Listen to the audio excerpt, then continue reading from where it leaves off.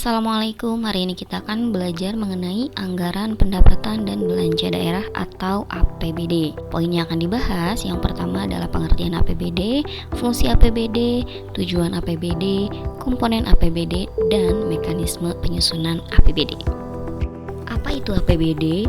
APBD merupakan rencana keuangan tahunan yang dibahas dan disetujui bersama oleh pemerintah daerah dan DPRD, serta ditetapkan dengan peraturan daerah. Berikutnya adalah fungsi APBD. Ada 6. Yang pertama fungsi otorisasi. Otorisasi ini merupakan dasar untuk melaksanakan pendapatan dan belanja daerah pada tahun yang bersangkutan. Kedua, fungsi perencanaan. Maksudnya anggaran daerah ini menjadi pedoman bagi manajemen dalam merencanakan kegiatan pada tahun yang bersangkutan.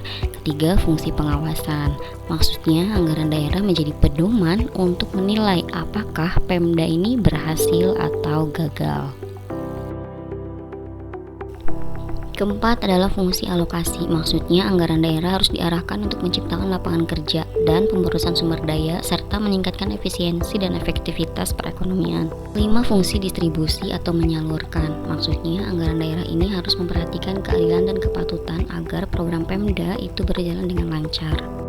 Terakhir, fungsi stabilisasi, maksudnya anggaran daerah ini menjadi alat untuk memelihara dan mengupayakan keseimbangan fundamental perekonomian daerah. Berikutnya tujuan APBD. Tujuan APBD diantaranya yang pertama membantu pemerintah daerah mencapai tujuan fiskal. Maksudnya tujuan fiskal kita sudah bahas sebelumnya. Kemudian nomor 2 meningkatkan koordinasi tiap bagian yang berada di lingkungan daerah. Kemudian menciptakan efisiensi dan terakhir menciptakan prioritas belanja pemerintah daerah. Selanjutnya adalah komponen APBD. Komponen APBD itu terdiri dari pendapatan daerah, belanja daerah, surplus atau defisit, pembiayaan daerah. Pendapatan daerah itu terdiri dari PAD, dana perimbangan, dan PAD lain yang sah. Belanja daerah ada belanja tidak langsung dan belanja langsung. Kemudian ada surplus atau defisit, adalah selisih antara pendapatan daerah dengan belanja daerah. Jika hasilnya positif, maka surplus atau kelebihan dana. Jika hasilnya negatif, maka defisit atau kekurangan dana. Komponen terakhir adalah pembiayaan daerah. Pembiayaan daerah ini berkaitan dengan surplus atau defisit anggaran. Jika surplus artinya kelebihan dana. Pada pembiayaan daerah, kelebihan dana ini akan digunakan untuk berinvestasi atau membayar utang.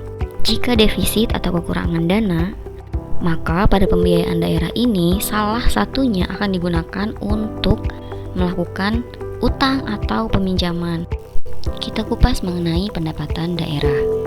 Pendapatan daerah adalah semua hak daerah yang diakui sebagai penambah nilai kekayaan bersih dalam periode tahun anggaran yang bersangkutan, tercantum dalam Undang-Undang RI Nomor 32 Tahun 2004. Pendapatan daerah terdiri dari 3. 1. Pendapatan asli daerah, 2. Dana perimbangan, 3. PAD lain yang sah.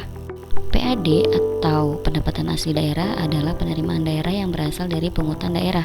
Ini termuat dalam Undang-Undang RI Nomor 33 Tahun 2004 Pasal 1. Penerimaan asli daerah terdiri dari pajak daerah, contohnya adalah pajak bumi dan bangunan, pajak reklame, pajak kendaraan bermotor, pajak restoran, pajak hotel, dan lain-lain. Kedua, retribusi daerah, contohnya retribusi parkir, retribusi tempat atau pasar, dan lain-lain. Lalu apa perbedaan pajak dengan retribusi? Pajak ialah iuran yang sifatnya memaksa dan manfaatnya tidak dirasakan langsung. Sedangkan retribusi adalah pungutan yang berdasarkan norma dan ditetapkan oleh Pemda. Hasilnya bisa dirasakan langsung. 3 adalah laba BUMD dan pengelolaan kekayaan daerah lain.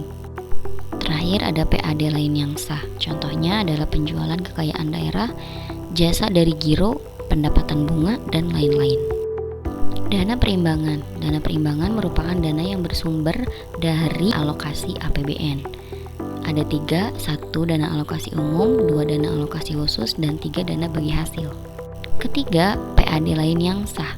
Terdiri dari hibah. Hibah ini adalah pemberian, kemudian dana darurat, bagi hasil provinsi, dan dana otonomi khusus.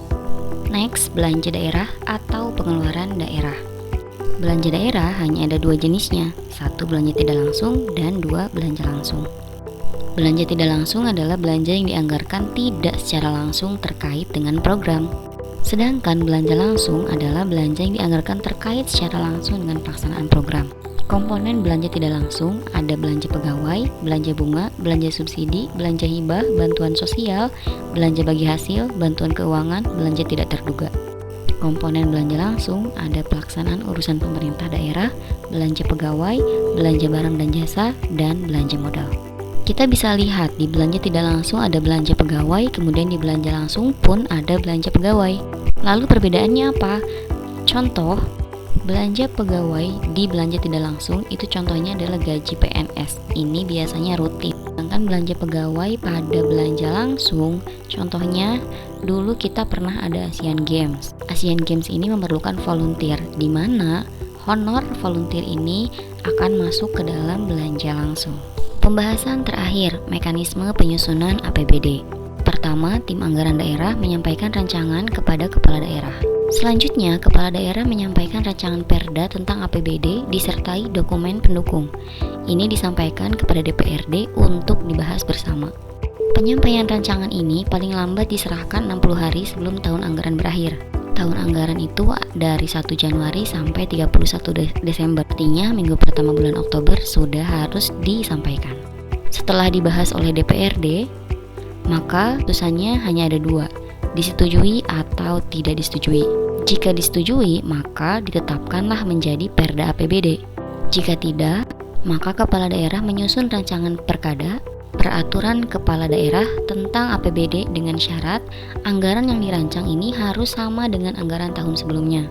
Rancangan perkada ini akan disahkan oleh Mendagri jika itu provinsi dan oleh gubernur jika itu kota atau kabupaten. Perda APBD ini harus sudah ada keputusan paling lambat 1 bulan sebelum tahun anggaran berakhir. Terima kasih, jangan lupa klik like dan subscribe.